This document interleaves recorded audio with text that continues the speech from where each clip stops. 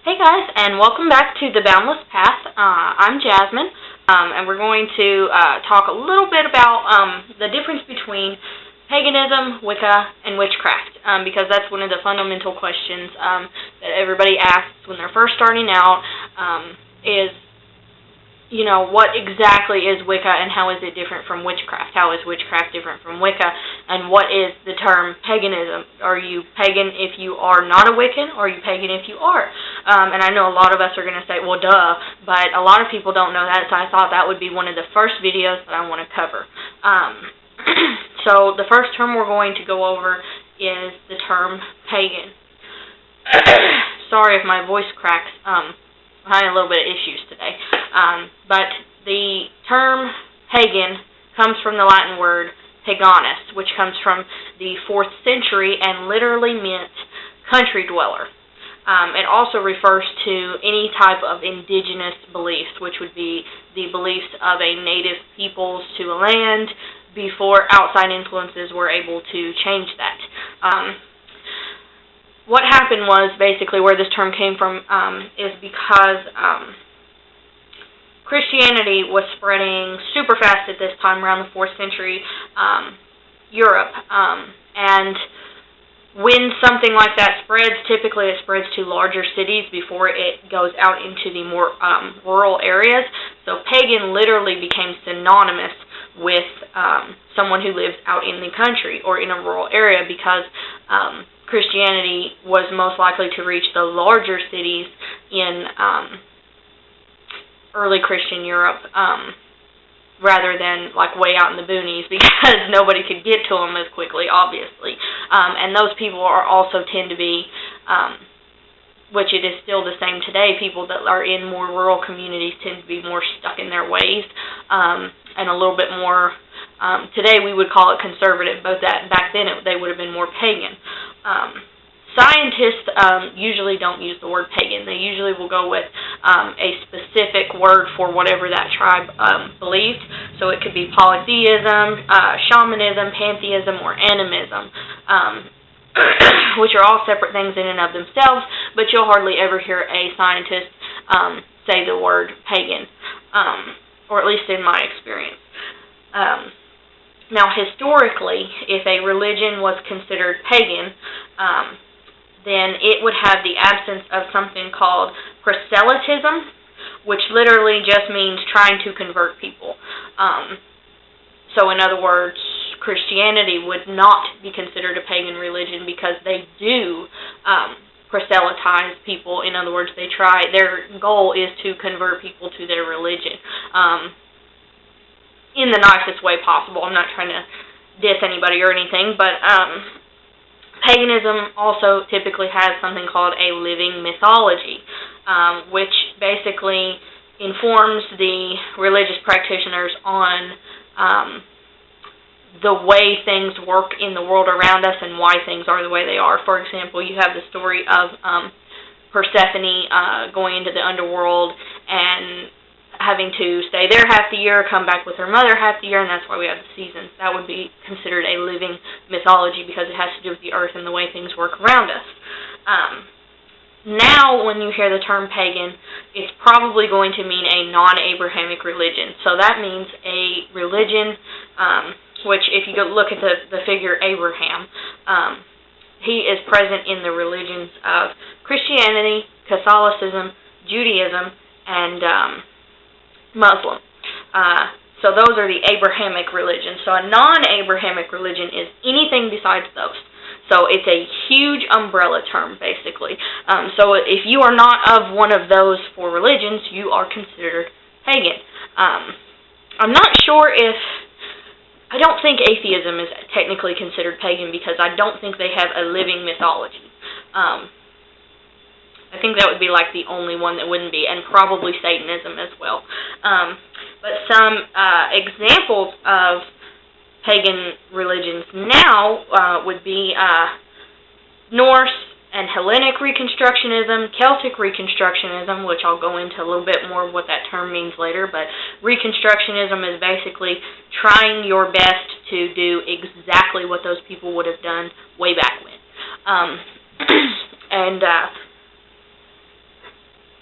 You also have folk religions under that category, such as Chinese folk religions, African folk religions, and things like that. I have a couple notes down here just with little bullets in case you're wondering why I'm looking down a lot. Neo-paganism, which would encapsulate Wicca, and Neo-Druidism, which in my experience, throwing the word Neo in front of something basically means taking the traditions from way back when, or as far as we can with reconstructing them, and altering them to suit modern times, basically. So Wicca did that back in the 50s. They're a fairly newer pagan religion, so we would classify them as neo-pagan, although a lot of them do say that they have taken things from way back when, and I don't doubt that they did, but that's just a definition for you. Buddhism, Taoism, and Shinto also fall under the category of paganism. There was also something called the neo-pagan movement in the mid-19th century, which would be around the 1850s, when things of the pagan nature and pagan religion started kind of re-blossoming in Europe, and then obviously all the way up for the next century, all the way up till the the 50s, when you really hit the big boom of pagan religions coming back, and paganism eventually reaching America several years later, or at least neo-paganism. Not talking about Native Americans here, because that would be considered shamanism or, whatever. So that's it for pagan. Hopefully you have a good definition of what the word pagan means now, and if you are classified as a pagan. If you would not classify yourself as a pagan, then I probably won't be able to help you any further. I'm not saying that in a bad way. I was raised Christian. I do know an awful lot about Christianity, but that's just not the direction I'm going with this channel. Unless you're just watching this just to be informed, and then welcome. Hope you have a fun time watching. But anyway, now we're going to talk about Wicca. As I said, Wicca was started actually in 1952 by a man named Gerald Gardner. And I'm going to basically tell you now what things set Wicca apart within paganism as a whole. Wicca is typically dualistic. They believe in a god and a goddess. And a lot of times they are also duotheist, which basically means that the god and the goddess are two polar opposites. They are not of one. They are separate and they are polar opposite. Black and white, night and day, whatever. And those are some of the things that can be slight differences within Wiccan traditions, and there are tons of traditions of Wicca. There is Gardnerian Wicca, there's Alexandrian Wicca, there is Fairy Wicca, and crap loads more that I can't even think of right now. But if you just Google Wicca, and I know you've got internet because you're watching this video, or traditions within Wicca, you can pull up every one of those. You can pull up exactly what their specific beliefs are that set them apart from other Wiccan traditions, and blah, blah, blah. But within Wicca, another thing that can set them apart, which I forgot to write down, is afterlife beliefs. Some Wiccans believe in reincarnation, and others believe in something called the Otherworld or the Summerland, which is kind of like a world beyond this one that we all would go. Now, as for morality, this is something that I find strings throughout Wicca in all of the traditions. Now, this is generalizing. Everybody could quite possibly believe something totally different, but in my experience, this is what I've seen. Within the moralities of Wicca, almost every single one without doubt follows the reed. And the Wiccan Reed is a very long poem. I can't remember who wrote it. I want to say, no, it wasn't Doreen Valiente. She wrote Charge of the Goddess. Anyway, just look up the Wiccan Reed and you'll find it. It's a very long poem, and the last two lines are what are used the most, which is, and it harm none, do as you will, which literally basically translates to do whatever you want as long as it does not harm. This is open to interpretation, and a lot of people interpret it different ways, but the belief as a whole tends to be a common denominator throughout Wiccan traditions. They are highly, highly ritualistic. So if you are going from, like, say, Catholicism, which is also highly ritualistic, and you're wanting a little bit more freedom or something like that, Wicca may not be right for you, because it is very highly ritualistic. Not all Wiccans practice witchcraft. Witchcraft is something totally different, which we're going to talk about here shortly. And I would say that it's more rare that a Wiccan does not practice witchcraft. Correct me if I'm wrong. Those of you who may be part of a Wiccan coven, that's a group of Wiccans that practice together. But in my research, I have found that not all of them actually do practice witchcraft. Wiccans do follow the natural cycles of the earth, and they follow, most of them follow a calendar called the Wheel of the Year, and a lot of other pagan traditions have adopted this calendar based on whichever culture. I believe it originates with an adaptation of the Celtic calendar. Again, correct me if I'm wrong, that's just from my experience. And then finally, in Wicca, there is a lot of uniqueness in their rites of passage. They have rites of passage for Wiccaning, which would be a kind of like a birthing ceremony. Like if you're from a Catholic background, you might be familiar with baptism of very young babies. It would be kind of the same thing. But it has nothing to do with sin. It's totally different than that. But you can look up Wiccaning if you want a little bit more information on that, or you can send me a message and I will link you to some pages. There is initiation, which would be your basically promising yourself into the study of Wicca. There is hand fasting, which is marriage. There is hand parting, which is a divorce, and then there is the Great Rite, which we're going to have a whole spiel on the Great Rite later on in this on the channel. But it is basically the ritualized union of male and female. Yes, it can be sexual, but it can also just be like the male and female parts of the universe coming together symbolically. You can use like your athame and your chalice to symbolically bring together male and female as a part of a fertility rite, and it's one of the most heavily drawn upon rites in all of paganism, I would argue.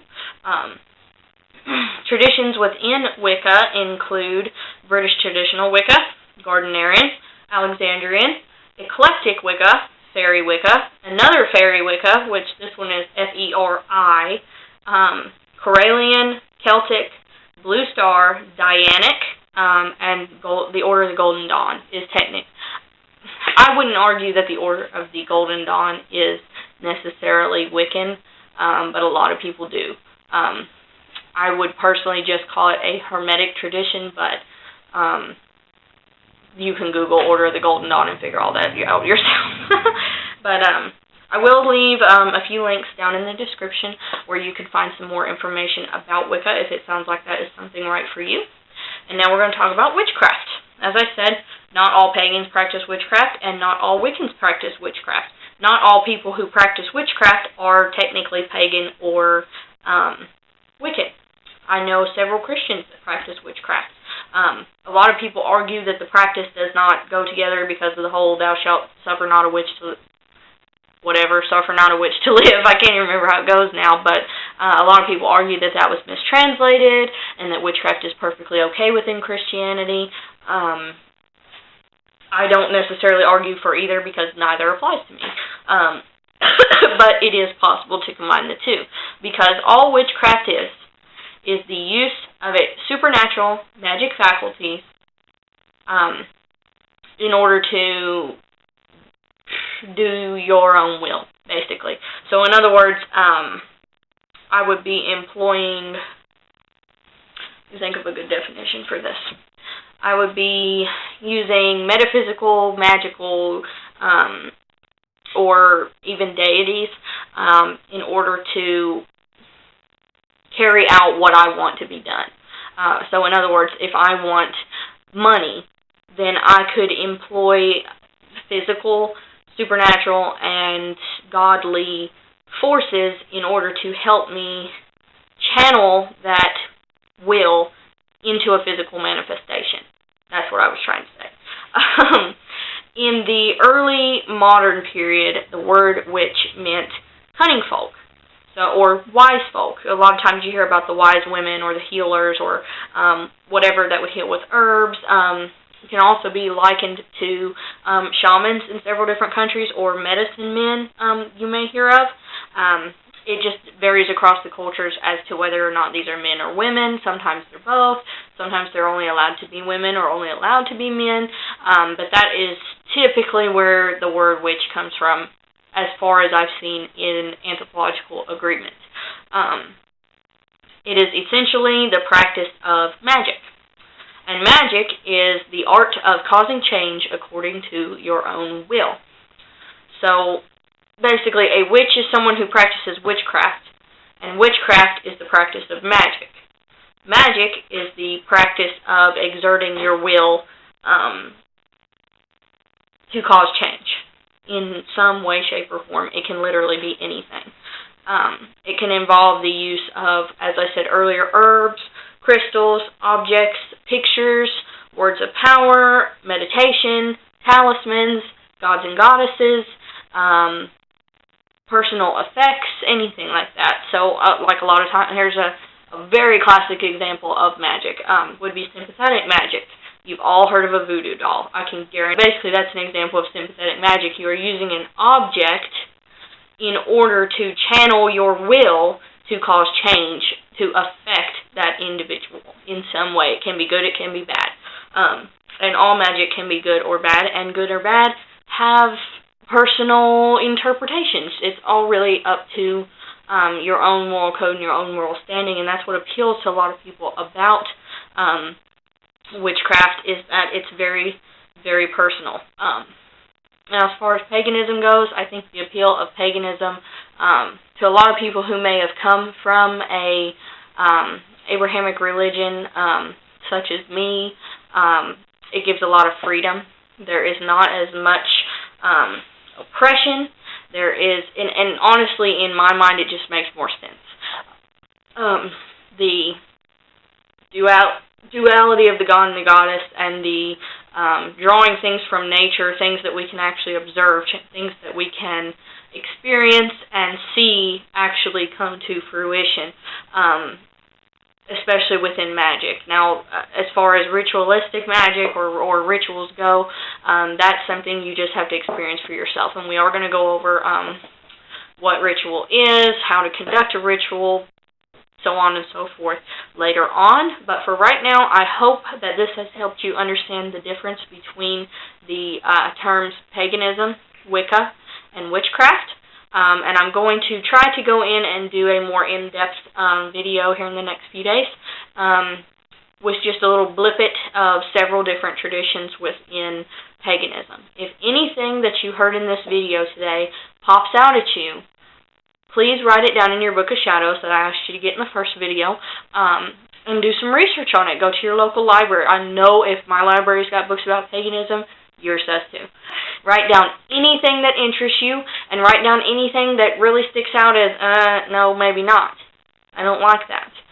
You can even do it in like a pros and cons T-style list, where you put the pros on one side and the cons on the other. And this will help you, I promise it will help you narrow down your own beliefs. That's it for today. So hopefully you understand which witch is which. If you have any questions, please put them down in the comments below. Those of you who are more experienced and might be able to answer questions a little bit faster than I can, go ahead and feel free to answer questions if anybody has them. Feel free to send me a message. And be sure to add facebook.com/TheBoundlessPath, and you can also ask me questions there. I really appreciate the view, and if you have any questions, again, just let me know. Hit the thumbs up button if this video helped you, and we'll talk to you in the next video. Blessed be.